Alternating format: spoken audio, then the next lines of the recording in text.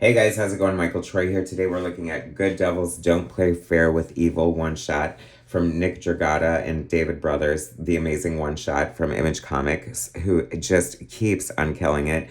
This was such a surprise for me. I could not wait to pick it up. I cannot wait to share it with you. Subscribe to my channel if you haven't already. Hit that like button and let's get right into it.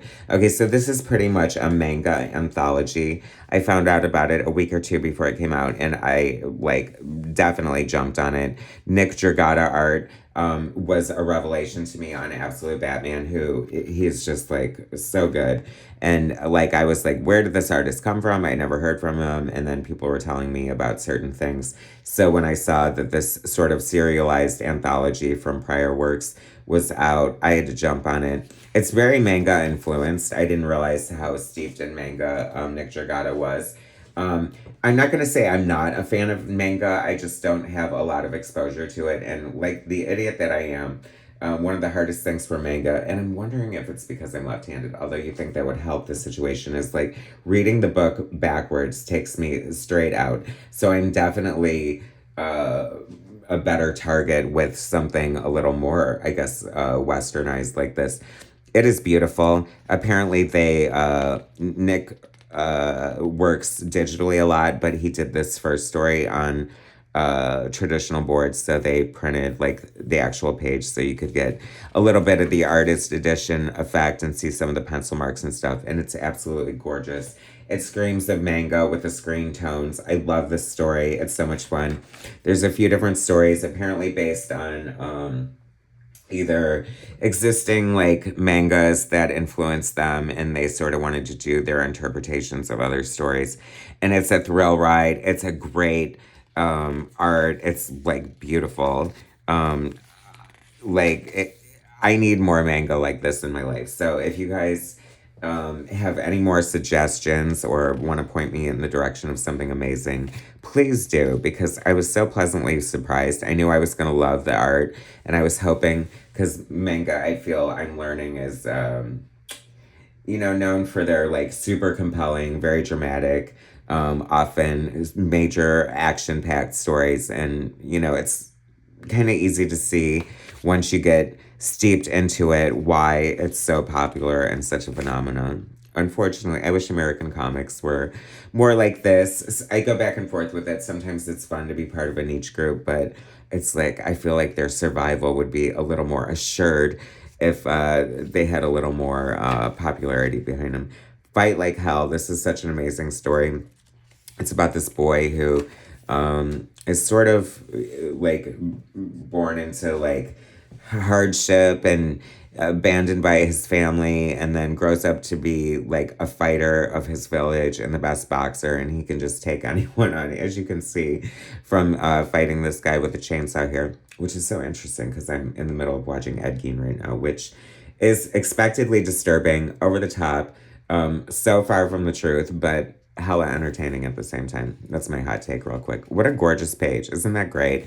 I kind of love I love like the black and white manga with the screen tones. Like I just love that so much. I'm such a sucker for Zipatone, and nobody really does it quite like manga. But of course, I love color art as well. And just the pacing and the storytelling is freaking amazing. Like,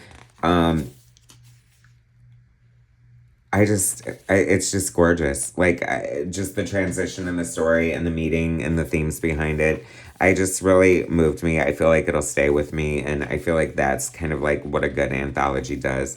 Anthologies notoriously don't sell well. And I guess that means they aren't that popular. But damn, I love a good anthology. Made a couple myself, so um, I, I think that. Like comics itself, I wish anthologies were a little more popular.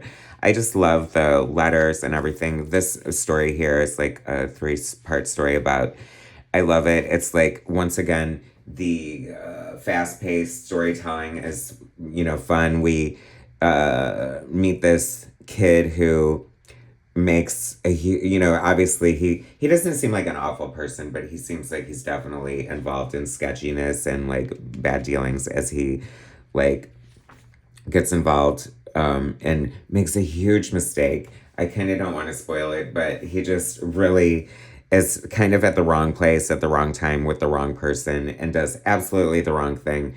And then it just snowballs from here. And then I just kind of love that sort of like thrill ride of a story. Like I said, the storytelling, the use of the multiple panels on the page here.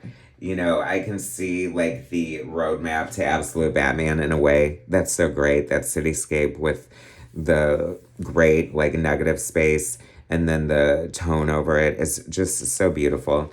It's so funny because I feel like we've seen three very different styles of art from the same artist, and that speaks to his versatility, yet shows, you know, like it's unmistakably him at the same time. It's his style, but changed or whatever, tweaked to be appropriate. I mean, that's just so gorgeous. I was, as an artist myself, I'm looking at this page and I'm just like, where do you begin? Like, how do you approach this page? This is so crazy. I think you do the underlying picture first and then do the panel borders over them, but they're not random. And the way the, title is worked in is just, wow. I mean, you just stop and have to drink in the art. It's just so good. I love this story so much. Did it come to an end? I think it did. I feel like I wish there was more, definitely. I feel like there might be more, and I'm not sure. But I'm definitely, like I said, on the lookout for this. Oh, yeah. And then I love it because when it gets worse and worse and worse, and it just does not get better. It's fun. I was happy to see some of the inking in here reminded me some of the stuff that Jason Pearson did at one point in his career, and it looks a little like rapidograph inking, and but I think I'm wondering if this is digital or not. But I have to say, this is gorgeous. It's a 60-page love letter, and we sealed it with a fist, and that's where David explains their inspiration for the book. East West is, I guess, the big Dragotta book I need to check out, and wow, so good, so much fun. If you guys come across this, do not hesitate to pick it up. It is freaking amazing. Thanks for watching. Subscribe to my channel if you haven't already. Hit that like button, and I will bring you more soon.